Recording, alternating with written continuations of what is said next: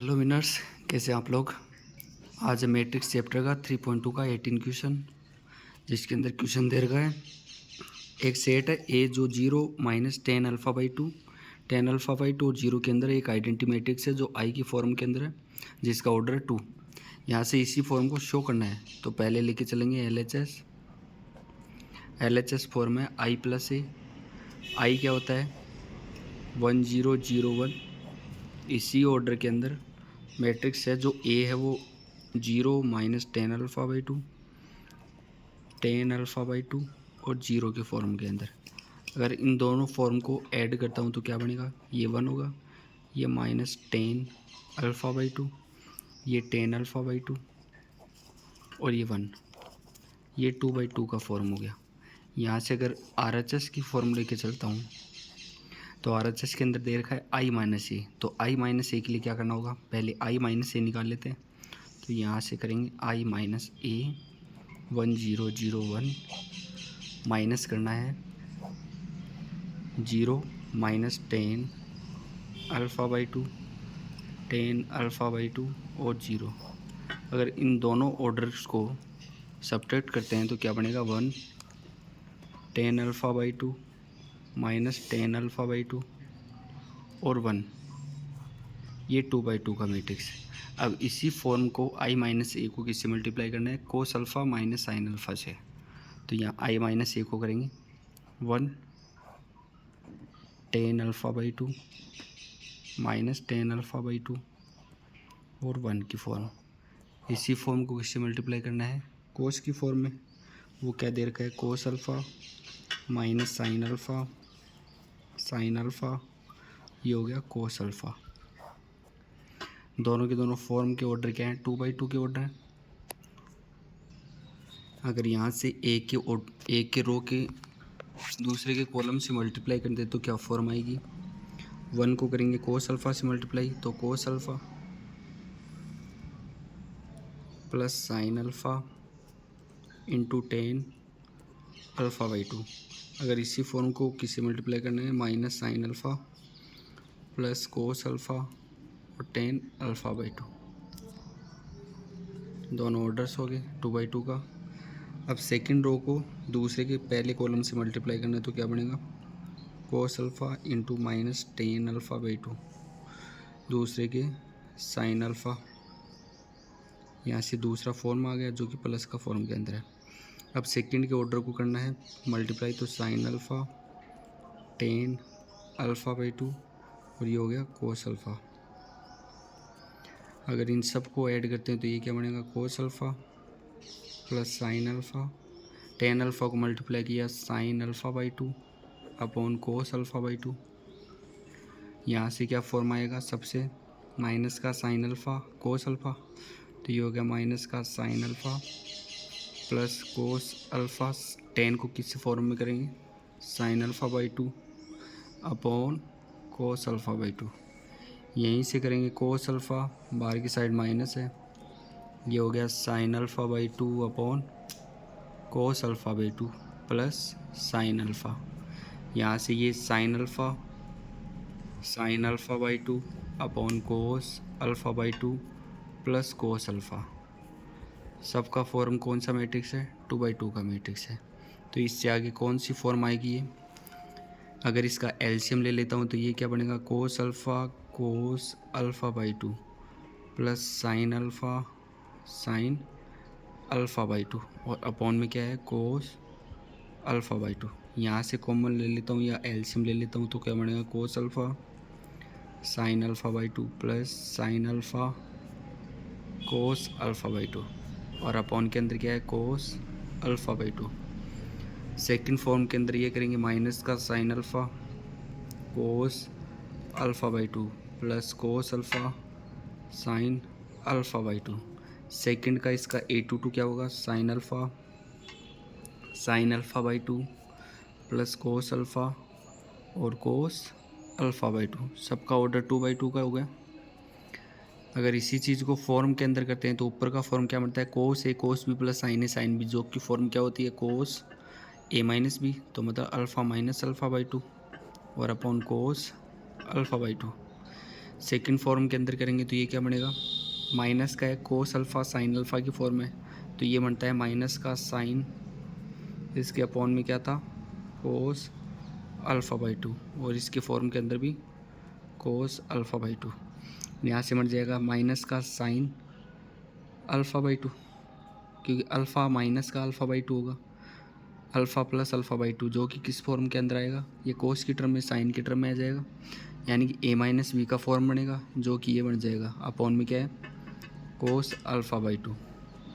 यहाँ से ये क्या बनेगा ऊपर का form, sign A cos B plus minus का कोस ए साइन बी, तो सारी की सारी फॉर्मेट है वो टेन की फॉर्म के अंदर आ जाएगी। ये भी क्या बनेगा sine alpha by 2 upon cos alpha by 2। यहाँ से ये फॉर्म क्या बन जाएगी कोस की टर्म में cos alpha minus alpha by 2 upon cos alpha by 2। सब फॉर्मेट के अंदर निकाल के ये क्या बनेगा 1, ये बनेगा माइनस का टेन अल्फ़ा बाई 2, ये बन जाएगा टेन अल्फ़ा बाई 2, और ये बन जाएगा 1। ये था 2/2 का, जो कि अपना RHS था। तो यहाँ से ये क्या बना LHS इक्वल टू हो गया RHS, जो कि हैंस प्रूव्ड की फॉर्मेट के अंदर आ गया। अब इससे आगे का क्वेश्चन करते हैं सेकंड फॉर्मेट के अंदर। इसके अंदर दो फॉर्मूले यूज हुए थे, जो आप ऊपर की साइड लिख सकते हो। मैंने इंट्रोडक्शन के अंदर भी बताया था कि कोस ए प्लस बी या ए माइनस बी होता है वो cos A cos B minus plus sine A sine B. अगर sine A plus minus B के अंदर होता है तो ये होता है sine A cos B plus minus cos A sine B. ये दोनों फॉर्मूले इसके अंदर यूज हुए हैं, तो आप एक बार चेक कर लेंगे और अपनी नोटबुक के अंदर नोट करने के साथ साथ इसको रिवीजन करेंगे तो आपको पता चल जाएगा कैसे कैसे फॉर्मेट आगे आ गया है। आगे के पेज पे करते हैं 19 क्वेश्चन। यहाँ से 19 क्वेश्चन दे रखा है। एक ट्रस्ट फंड है जिसके अंदर 30,000 रुपीज़ हैं, जो कि 2 डिफरेंट टाइप्स ऑफ बॉन्ड है, जहाँ से 2 टाइप्स ऑफ बॉन्ड है। 30,000 टोटल है, तो फर्स्ट बॉन्ड को कितने रुपीज़ आएंगे, वो X रुपीज़ आएंगे। तो सेकंड बॉन्ड को कितने रुपीज़ आएंगे, वो हो जाएंगे 30,000 माइनस X रुपीज़। अगर इसको मैट्रिक्स फॉर्मेट के अंदर करते हैं तो कैसे कैसे होगा। आगे दे रखा है कि जो फर्स्ट बॉन्ड है उसको 5% इंटरेस्ट दे रहा है पर ईयर, सेकंड बॉन्ड को 7% पर ईयर इंटरेस्ट दे रहा है। तो इसको मैट्रिक्स फॉर्मेट के अंदर कैसे सोल्व कर सकते हैं। मैट्रिक्स फॉर्मेट के अंदर होगा, जो भी फॉर्मेशन होता है वो मल्टीप्लिकेशन के अंदर आता है। जैसे पहला बॉन्ड X है तो दूसरा होगा 30,000 माइनस X। इसको मल्टीप्लाई करना है, एक तो 7%, एक तो 5% और एक 7% इंटरेस्ट के साथ, और टोटल अमाउंट है वो कितना दे रखा है पहले में 1800। तो यहाँ से अगर सोल्व करते हैं तो क्या बनेगा, ये X 5% से मल्टीप्लाई होगा, 5% को 5/100, ये होता है 30,000 माइनस X को किससे मल्टीप्लाई करना है 7% से, इक्वल टू 1800। सबका ऑर्डर देख लो, ये ऑर्डर होता है 1/2 का, ये होता है 2/1 का। तो फर्स्ट का रो होता है, सेकंड का कॉलम होता है, तो 1/1 की मैट्रिक्स बन जाती है। ये होता है 5x/100, 7 से मल्टीप्लाई करते हैं तो कितना बनेगा 21, क्योंकि 100 है तो 00 से 00 हट जाएंगे, माइनस का 7x/100 इक्वल टू 1800। तो यहाँ से अगर 2100 का फॉर्मेट है, ये बड़ी फॉर्म है तो इसको इधर की साइड ले लेते हैं। तो यहाँ से क्या बनेगा 7x माइनस का 5x/100 इक्वल टू 2100 माइनस का 1800। तो यहाँ से आगे का फॉर्मेट क्या बनेगा 2x/100 इक्वल टू 300। तो ये बन जाएगा 2x/100 इक्वल टू 300। तो x इक्वल टू कितना बनेगा, ये हो जाएगा 2 का फॉर्मेट आएगा, ये 15 बार 15,000। अगर ये हो गया फर्स्ट बॉन्ड, तो यहाँ से सेकंड बॉन्ड क्या बनेगा, सेकंड बॉन्ड आ जाएगा 30,000 माइनस 15,000, तो ये भी 15,000 का बॉन्ड आ जाएगा। अब जो सेकंड क्वेश्चन दे रखा है इसी के अंदर वो 2,000 अमाउंट दे रहा है, तो पहले के अंदर X था, ये 30,000 माइनस X था, ये 5%, दूसरा था 7%, दोनों का बॉन्ड 2,000 रुपीज़ थे। तो इसी फॉर्मेट को कैसे करना है जो उस वाले में किया था वैसे का वैसे, कि पहले के 5% को अक्स फॉर्मेट है जो कि परसेंट को हटाएंगे तो ये हो जाएगा 00 प्लस ये हो गया 30,000 माइनस अक्स को 7% करना है तो 7/100 इक्वल टू 2000। इन दोनों को सॉल्व करेंगे तो ये बन जाएगा 5x/100, ये बन जाएगा 2100 माइनस 7x/100 इक्वल टू 2000। तो यहाँ से क्या फॉर्मेट आ सकता है, तो यहाँ से दोनों का फॉर्मेट होगा, ये 2x/100 बच जाएगा क्योंकि 7x माइनस का 2x 5x करेंगे तो ये हो जाएगा 100 x इक्वल टू कितना बन जाएगा ये 500 क्योंकि 2 टाइम होगा तो 5000 रुपीज़ हो जाएगा जो कि फर्स्ट बॉन्ड हो जाएगा। अगर इसी चीज़ का सेकंड बॉन्ड निकालते हैं तो वो क्या बनेगा, सेकंड बॉन्ड निकालने के लिए 30,000 में से माइनस करना है 5000 तो इन दोनों से क्या बनेगा 25,000 ये रुपीज़ आ जाएगा सेकंड बॉन्ड जो कि मैट्रिक्स फॉर्म के अंदर अपने निकाल लिया है।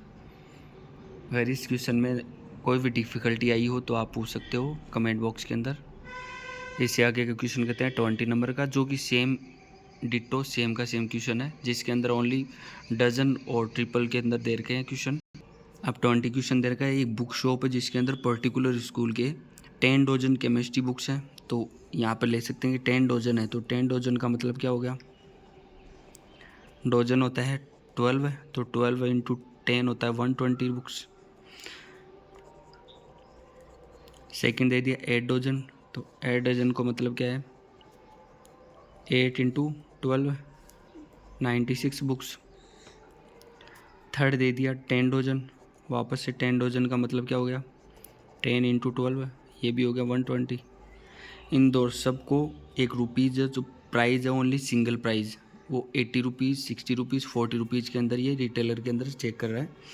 तो यहाँ से बोल रहा है कि फाइंड द टोटल अमाउंट इस respectively the book shop will receive from selling all the books using matrix algebra. तो मैट्रिक्स एल्जेब्रा ऐसा करना तो जब सारी की सारी फॉर्मेट बुक्स की फॉर्मेट है उनको 1/3 के फॉर्मेट के अंदर लिख लेंगे और जो भी सारी की सारी प्राइस हैं सिंगल सिंगल प्राइस वो 80 60 और 40 के टर्म में करेंगे। तो ये हो गया 1/3, ये हो गया 3/1। अगर दोनों फॉर्मेट को मल्टीप्लाई करते हैं तो कौन सी मैट्रिक्स आएगी 1/1 की। 120 को 80 से मल्टीप्लाई करेंगे प्लस 96 को 60 से मल्टीप्लाई करेंगे प्लस 120 को 40 से मल्टीप्लाई करेंगे। तो सबको मल्टीप्लाई करेंगे तो क्या बनेगा ये 9600 प्लस यह क्या बना 057 ये हो गया 4800। तो यहाँ से सबको ऐड करें तो क्या क्या बनेगा, एक तो 0 आ जाएगा, एक 6 आ जाएगा, 8 और 7 कितने होते हैं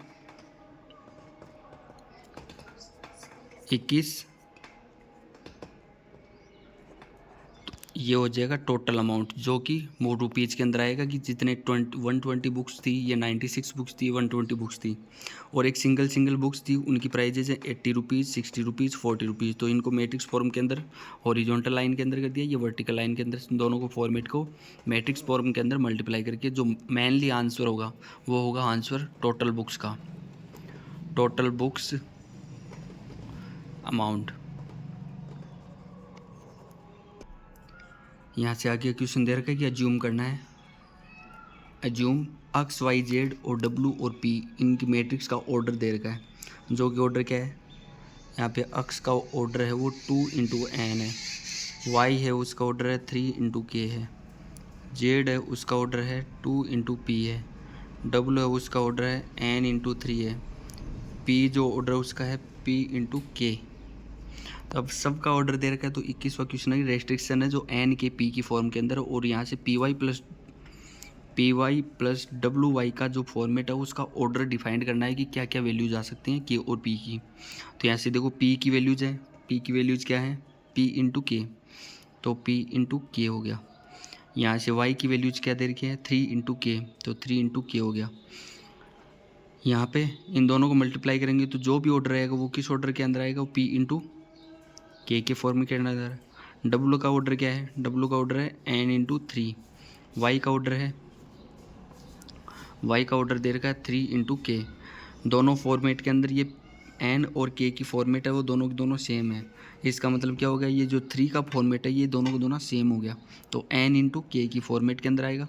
मतलब एन और के दोनों सेम है, तो यहाँ से पी और एन की फॉर्म के अंदर क्या बनेगा, इन दोनों से डिसाइड हो सकता है कि पी इक्वल टू एन हो सकता है, और जो भी एन की वैल्यू जो 3 है वो 3 किसकी वैल्यू हो सकती है, वो के की वैल्यूज हो सकती है।